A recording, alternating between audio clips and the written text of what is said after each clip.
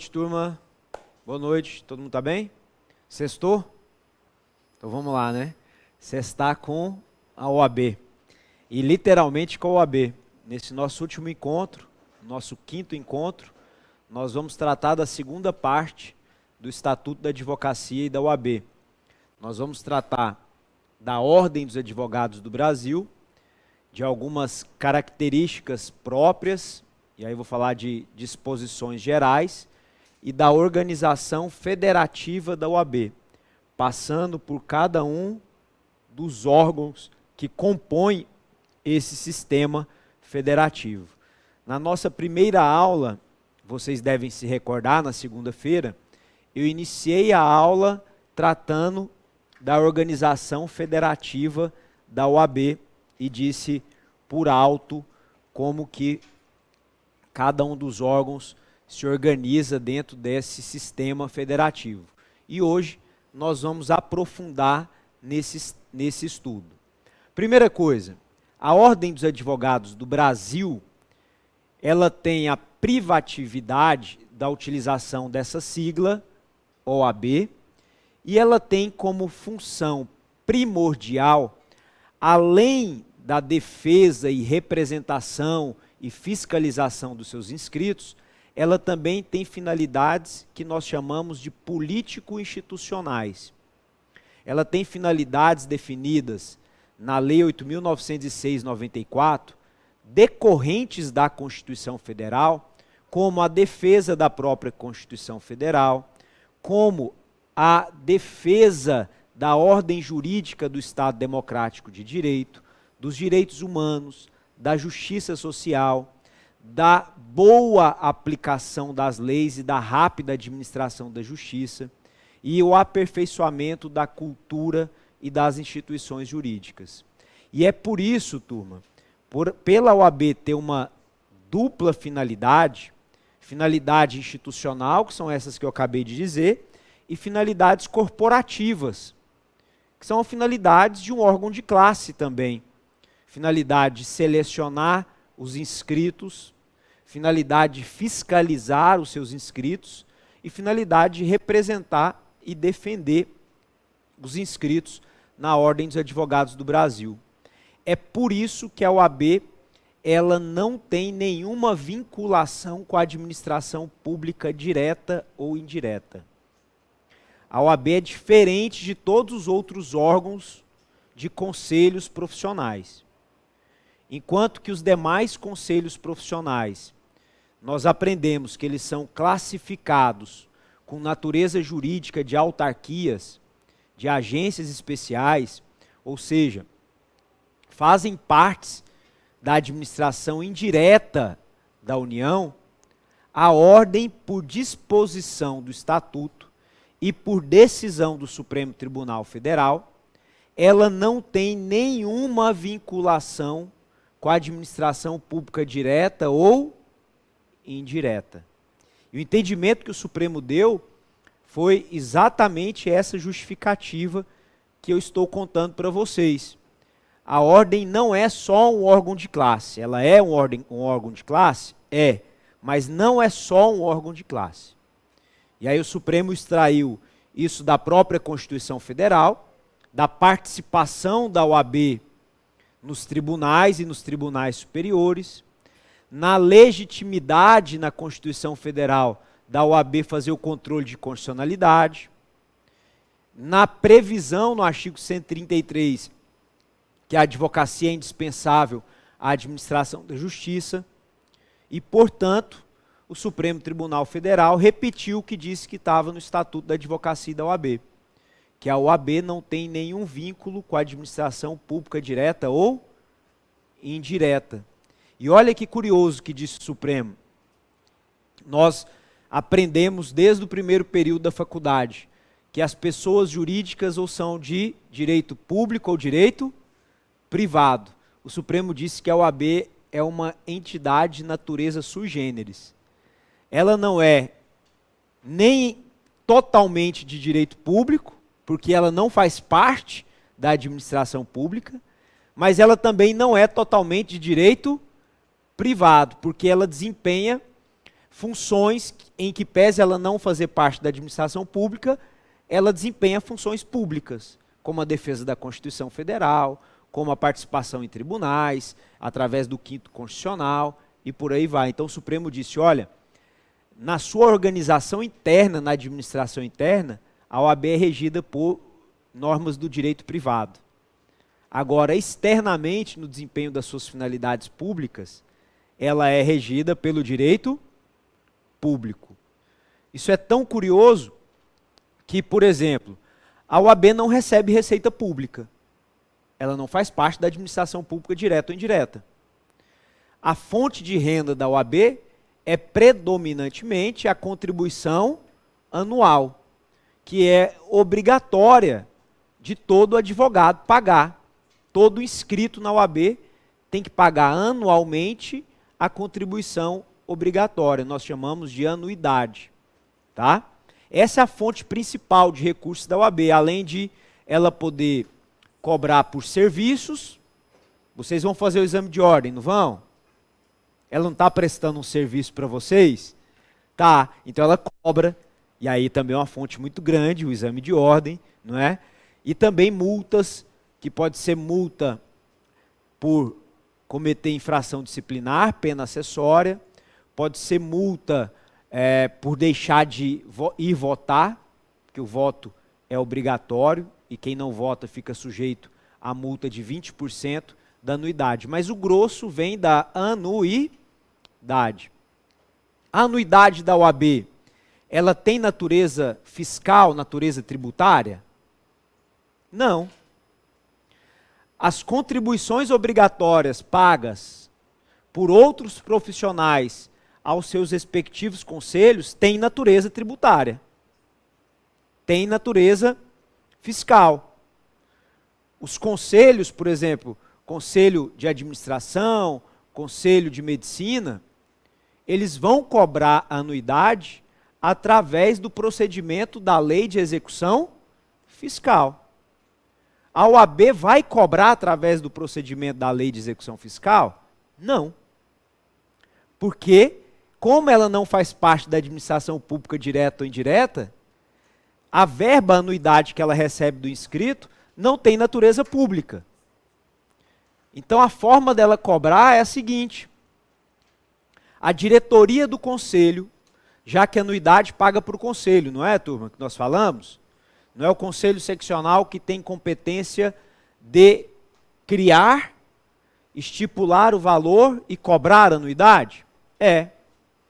Portanto, a diretoria do conselho seccional, ela tem competência de lavrar uma certidão, mas não é certidão da dívida pública, não é procedimento da LEF. Eles têm competência e poder de lavrar uma certidão. Essa certidão vai se constituir um título executivo extrajudicial, e a OAB vai mover uma ação de execução de título extrajudicial, quantia certa, mas pelo rito do Código de Processo Civil. E como ela tem uma natureza sui generis, a competência das ações da OAB é da Justiça Federal. Então veja que interessante, né? A execução não é fiscal, mas ela tramita perante a Justiça Federal em virtude da natureza sui generis da aplicação parcial do direito público à Ordem dos Advogados do Brasil. A lei, o Estatuto da Advocacia e da OAB, ele dá à ordem e a seus órgãos imunidade tributária. Pode colocar um parênteses, porque os tributaristas já olham de olho grande para mim. Tá? Imunidade tributária com relação à sua renda, receitas, patrimônio e serviço. OAB é igual à igreja? Quase. Quase. Mas ela também tem imunidade tributária. Eu falei entre parênteses, porque quem estuda o direito tributário sabe que a diferença de imunidade e isenção é que a imunidade é concedida por norma constitucional, mas o estatuto se acha tanto que ele fala lá na lei infra 8.906, que a OAB goza de imunidade tributária. Então ela não paga tributo com relação às receitas, não paga imposto de renda. Ela não paga tributo com relação a serviço, ela presta serviço, como eu disse. Presta ou não? Presta o exame de ordem, tira fotocópia, digitaliza. Ela vai ter que pagar ISS? Não. E não paga imposto sobre o patrimônio. Não paga IPTU e etc. Tá? Tem imunidade tributária. Assim como, isso é uma previsão que quase não, hoje em dia não faz tanta diferença, mas o Estatuto desde 94 dá ao advogado, isenção ao pagamento de contribuição sindical. Então o Estatuto prevê que o advogado tem que pagar obrigatoriamente anuidade para a OAB e isenta ele de pagar a contribuição sindical. Eu disse que isso hoje não tem tanta relevância, porque o pagamento de contribuição sindical após a reforma trabalhista passou a ser facultativa, né? Não é mais obrigatória. Para o advogado, ele já era facultativa desde 1994, com a entrada em vigor do Estatuto da Advocacia e da OAB. E olha que interessante, quase ninguém acredita quando eu falo isso, mas está na lei também, no Estatuto da Advocacia e da OAB. Quase ninguém acredita, porque as eleições para a OAB são sempre muito acaloradas e com um gasto de dinheiro muito vultuoso, que chega a assustar a todos da sociedade. É happy hour todo dia, é brinde todo dia, e por aí vai todo dia, não é? E todo mundo fica perguntando, o que ganha quem vai exercer cargo na OAB? O exercício de cargo na OAB é obrigatoriamente gratuito. Tá? Obrigatoriamente gratuito. Não tem salário, não tem jeton por participação em julgamentos, participação de sessões. Não pode ter nenhum benefício financeiro. Por exemplo, o presidente da OAB tem que pagar anuidade? Tem. O conselheiro tem que pagar anuidade? Tem. Porque se ele não tivesse, ele estava recebendo para ser. E o exercício de cargo na OAB é obrigatoriamente gratuito, mas considera relevantes serviços públicos, inclusive para fins de disponibilidade e aposentadoria. Vamos entender isso. Relevantes serviços públicos para fins de disponibilidade e aposentadoria, isso vai ter aplicação prática se quem exerce cargo na OAB ou exerceu cargo na OAB, para fins de disponibilidade é aquele também que exerce um cargo público. Ele é um servidor público. Então o Estatuto fala que é relevante serviço para fins de disponibilidade, quer dizer que ele poderá ficar à disposição, ter uma licença do serviço público. Para fins de aposentadoria, quer dizer que o tempo de cargo ou de cargos que ele exerceu na OAB poderá contar, ser averbado, para fins de aposentadoria no serviço público. Lógico que nunca pode ser averbado de forma concomitante, não é? Então, ele exerceu o cargo na OAB, depois ele foi empossado num cargo público, ele pode averbar aquele prazo, tá? Para fins de aposentadoria. Outra característica interessante e própria da Ordem dos Advogados do Brasil. Eu vou agora explicar para vocês, de novo, porque eu já falei sobre essa organização federativa, mas eu vou falar sobre essa organização federativa tratando, tá, da composição e com relação à competência de cada órgão, eu quero que você lembre o seguinte: eu não falei para você que as finalidades da OAB são corporativas. Quais são as finalidades corporativas? representar, fiscalizar, inclusive punir, defender os inscritos na OAB. Isso são finalidades de um órgão de classe, não são? Finalidades corporativas. E também nós temos as finalidades institucionais. Defesa da Constituição Federal, defesa da ordem jurídica do Estado Democrático de Direito, da boa aplicação das leis, da rápida aplicação da administração da justiça social, dos direitos humanos, do aperfeiçoamento da cultura e das instituições jurídicas. Tudo o que eu disse são finalidades de quem? Da Ordem dos Advogados do Brasil, mas que serão exercidas e efetivadas dentro do sistema federativo. Então, o Conselho Federal, que é o órgão hierarquicamente superior da OAB, que fica situado na capital federal e dentro da organização federativa, tem competência em todo o território nacional, ele vai desempenhar todas as finalidades da OAB no âmbito da sua competência, que é o âmbito nacional. Então, quem que vai representar e defender os advogados em âmbito nacional? O Conselho Federal. Quem que vai defender a Constituição Federal, ou seja, quem que tem legitimidade para impetrar uma ação de controle no Supremo Tribunal Federal? O Conselho Federal. Não é o presidente do Conselho Federal que vai assinar e vai impetrar a ação de controle de constitucionalidade, porque nós estamos falando em uma atuação em âmbito nacional.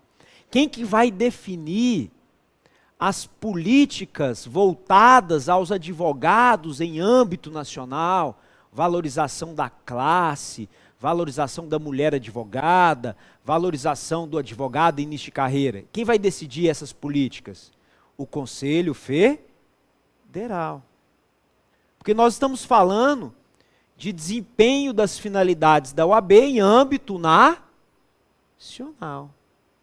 Se nós trouxermos isso na organização federativa para os conselhos seccionais, cada estado e o DF tem o seu conselho seccional, que fica situado na capital do estado e também na capital do Distrito Federal.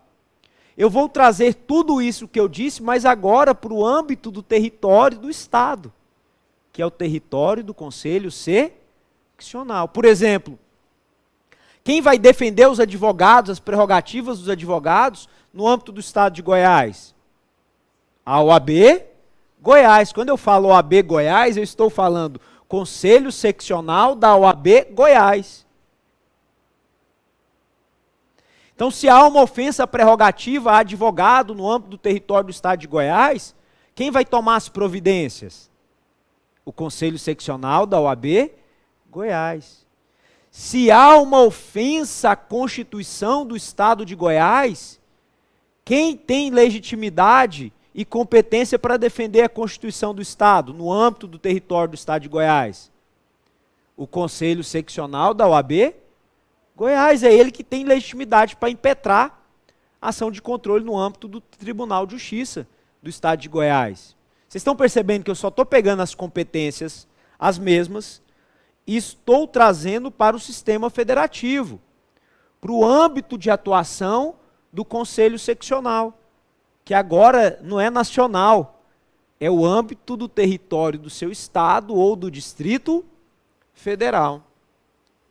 Se eu trouxer isso para subseções, eu sei que, e falei isso na primeira aula, não é?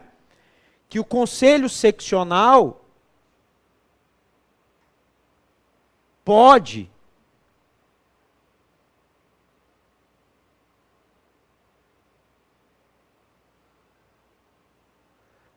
criar subseção no âmbito do seu território, não pode? Sim ou não? Pode. Se eu falo pode, é discricional. Missionário. Não é obrigado. Ele pode. Ele cria se ele quiser. Qual que é a ideia do estatuto? Qual que é a mens lege de trazer a previsão de subseções? A mens lege, a intenção do legislador, a intenção de Paulo Lobo, que foi um dos principais integrantes da comissão que elaborou o anteprojeto de lei no Estatuto da Advocacia da OAB, assim como tantos outros que participaram da elaboração desse anteprojeto, é que o território do Estado no Brasil, muitas vezes ele é grande. E ficando o Conselho Seccional na sede, o advogado do interior vai ficar carente de representatividade. Então, se acontece uma violação à prerrogativa lá em Posse, caramba, os representantes dos advogados estão só em Goiânia. Até chegar a notícia, e olha que hoje pode chegar a notícia rápido, mas como que vai até lá não é tão rápido assim? Imagina isso em 94, imagina, vocês não conseguem imaginar, né? Mas imagina aí quando estava surgindo o fax ainda. Não é? E mais, administrar toda a advocacia, e aí eu falo administrar é estar perto, é cobrar anuidade, é promover ações em prol do advogado, da capital, pode ser deficitário também. Então, com o intuito de aproximar a OAB do advogado, o Conselho Seccional, aproximar eu digo, facilitar a administração do Conselho e facilitar, aproximar a representatividade. O Conselho Seccional pode, no âmbito do seu território, criar subseções. O requisito para criar é que no território criado da subseção, então como que funciona isso? O Conselho Seccional vai criar uma subseção. Aí ele, discricionariamente, decide que é necessário, desde que cumpra o requisito de ter no mínimo 15 advogados domiciliados. Na hora de criar a subseção, o Conselho Seccional vai definir o território da subseção criada. Então ele pode falar assim, olha, o território da subseção de Caldas Novas vai abranger o município de Caldas Novas e o município de Marzagão.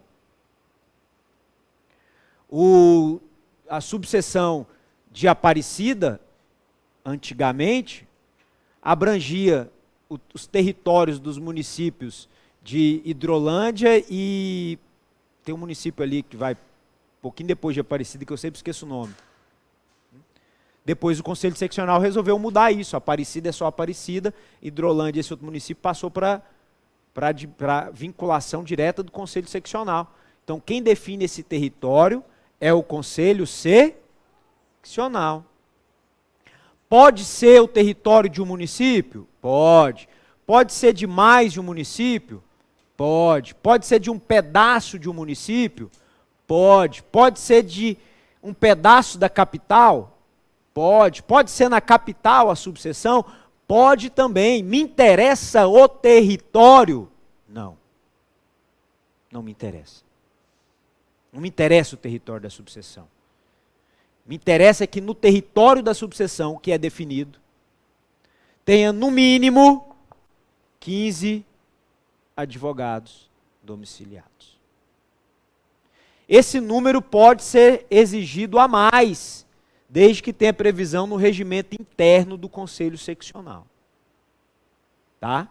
O Estatuto fala no mínimo 15, a não ser que o regimento interno do Conselho Seccional exija um número maior. Então esse é o requisito, pode criar a subseção. E aí trazendo para o sistema federativo, turma, quem que vai desempenhar todas as finalidades da OAB no âmbito do território da subseção? A subseção. Quem que vai representar e defender os advogados aparecidenses no âmbito da subseção ou do território da subseção de Aparecida de Goiânia? A subseção.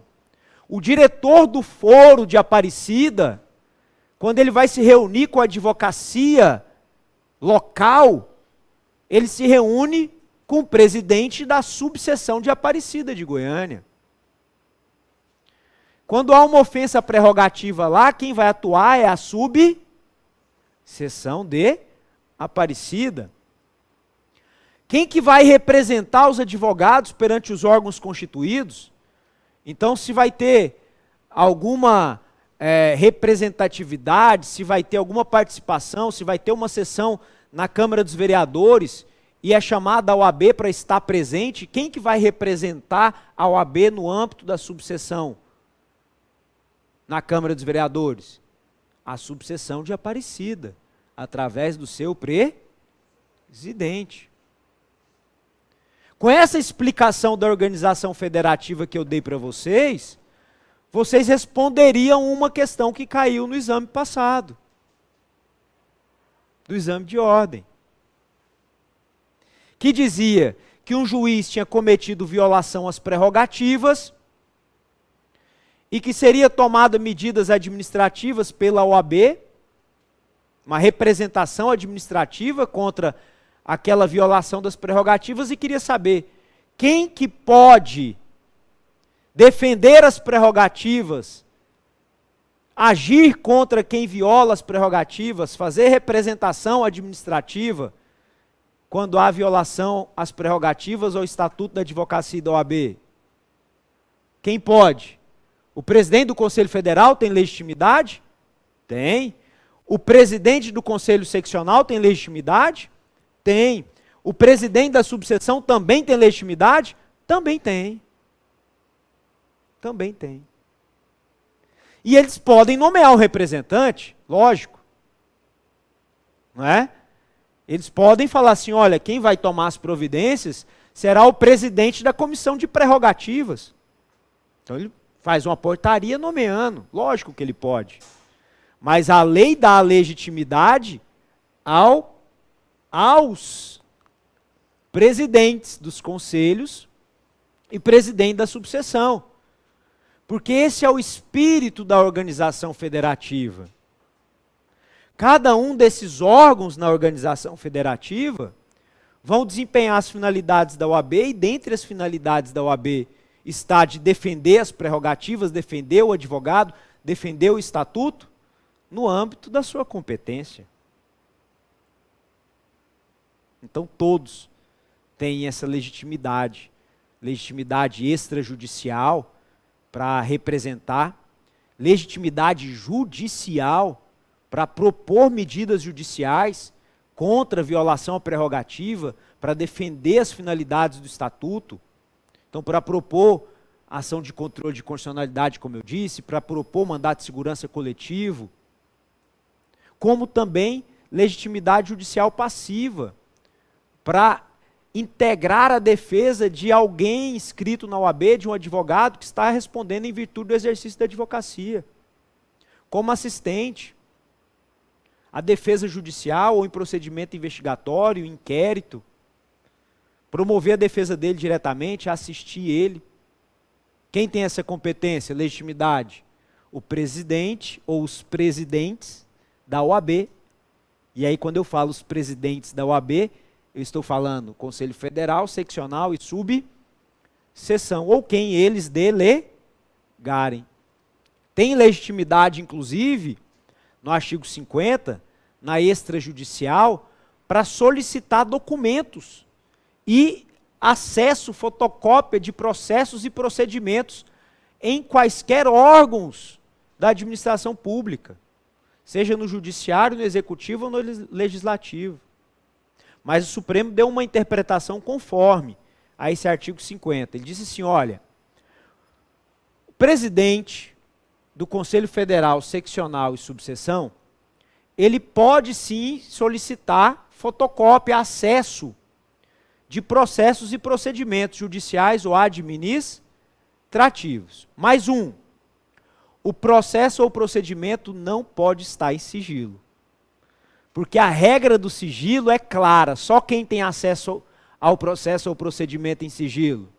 As partes, seus advogados e os defensores das partes, os advogados que têm procuração. Então, se tiver em sigilo, o presidente da OAB não vai ter acesso. 1. 2. Para ele ter acesso, ele tem que fundamentar o pedido. E o fundamento tem que ser cumprir com as finalidades do estatuto. Então tem que ter algo relacionado às finalidades da OAB. Defender o advogado, fiscalizar ele, verificar se está sendo violado normas estatutárias. Então tem que ter fundamento nas finalidades do estatuto da advocacia e da OAB. E 3, ele tem que arcar com as despesas das fotocópias. Tá? Ele tem que arcar. Então, se cai na prova dizendo o presidente da OAB, e aí você pode entender que é do Conselho Federal, Conselho Seccional ou da subseção, tem legitimidade para requerer fotocópias de processos administrativos que tramitam no legislativo, ou que estão em procedimento investigatório, ou processo judicial? Sim, desde que não esteja tramitando em sigilo, desde que o requerimento seja fundamentado nas finalidades do estatuto e desde que ele arque com as despesas, tá? Desde que ele arque com as despesas. Turma, eu disse no sistema federativo, mas eu não falei nada da Caixa de Assistência. Por que eu não falei nada da Caixa de Assistência? Porque a Caixa de Assistência não vai desempenhar as finalidades da OAB propriamente ditas. As caixas de assistência, elas vão ter finalidade que? Assistência ao advogado. E pode, um plus, tá? Incentivar a seguridade complementar. As caixas de assistência, ou a Caixa de Assistência, é um órgão do sistema OAB.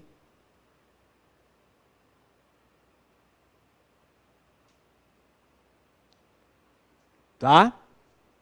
Mas, assim como as subseções, a Caixa é criada por quem? Pelo Conselho Seccional. Portanto, se cair na prova perguntando qual que é a competência territorial de atuação da Caixa? Do território do Conselho. Portanto, vai ser do território do Estado ou do Distrito Federal. Cada conselho já criou sua caixa. Então, nós temos a Caixa de Assistência dos Advogados de Goiás, a Caixa de Assistência dos Advogados do Tocantins, a Caixa de Assistência dos Advogados do Rio de Janeiro. E a finalidade da Caixa não vai ser defender prerrogativa de advogado, porque essa finalidade é do Conselho, da subseção do Conselho Federal.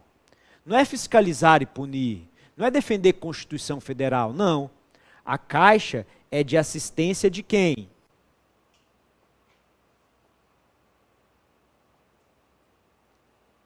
Dos advogados. Para criar a Caixa tem que ter mais de 1.500 advogados inscritos no Conselho. Tá? Esse é o requisito para criar. Criada a Caixa, quem vai cuidar da assistência? Por exemplo, o advogado está em penúria, não consegue pagar a anuidade. Ele pode pedir ajuda para a Caixa? Pode. A Caixa vai verificar se realmente ele não tem condições financeiras e poderá aprovar ela pagar a anuidade do advogado. Isso é assistência. A Caixa vai, em tese, oportunizar ao advogado a contratação de plano de saúde com preço mais acessível. Digo em tese, porque volta e meia aparece aí que está mais caro do que se for procurar no mercado direto. A Caixa já teve aqui, hoje tem plano odontológico, mas ela já teve em Goiás, não é, clínica odontológica dentro da Caixa.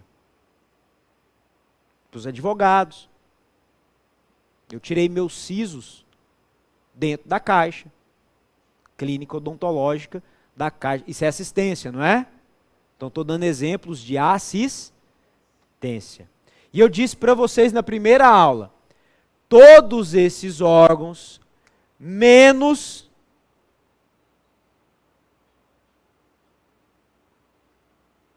a subseção,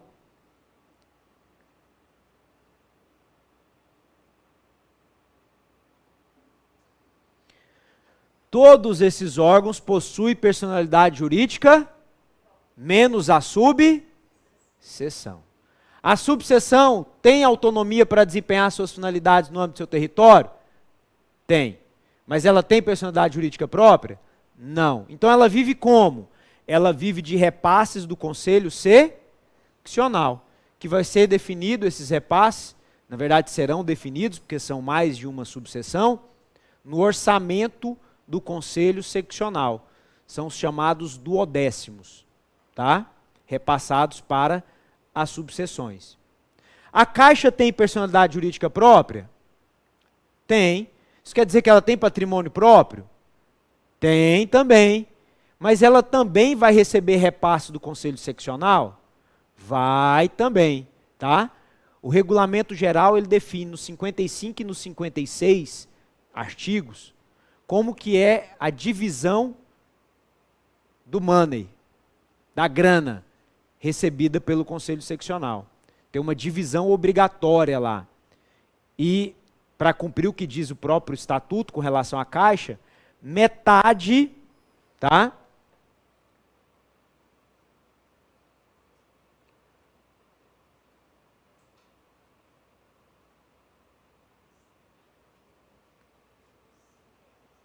Metade das anuidades recebidas pelo Conselho Seccional tem que ser repassadas para a Caixa de Assistência. Aí sobra 50%. Tá bom? Essa metade depois das deduções obrigatórias, aí 10% pega o bolo, 10% vai para o Conselho Federal, 5% sendo 3% para o Fundo de Cultura, 2% para o FIDA. O FIDA é um fundo de assistência que é gerido pelas caixas, tá? As caixas possuem um colégio nacional chamado de CONCAD. Esse CONCAD tem um presidente, que é escolhido lá no Conselho Federal. Ele é o presidente desse colégio de caixas, e esse colégio de caixas, o CONCAD, administra esse fundo de assistência. Então olha que interessante, o Conselho Seccional arrecada o dinheiro, passa para o fundo de assistência para depois pedir assistência lá em Brasília. Tudo no sistema de pires na mão, para quem está no poder sempre permanecer no poder. Quem está em Brasília, com o pires dando migalhas para quem está no conselho, e quem está no conselho dando migalhas para a subseção.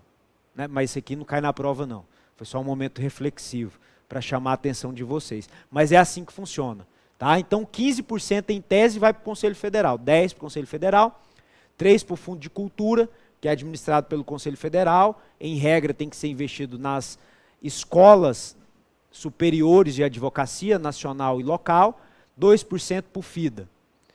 Tirou, sobra ainda 45% para o Conselho Seccional poder gastar com despesas correntes dele. Tá? Despesas pessoal e etc. e tal. Então essa é a forma de distribuição, 50% vai para a Caixa de Assistência. Todo mundo entendeu a organização federativa? Tá? E agora vamos tomar água e vamos falar da composição de cada um dos órgãos. Professor, quem tem só direito à voz, eu sempre erro isso na prova, não vai errar nunca mais. Tá?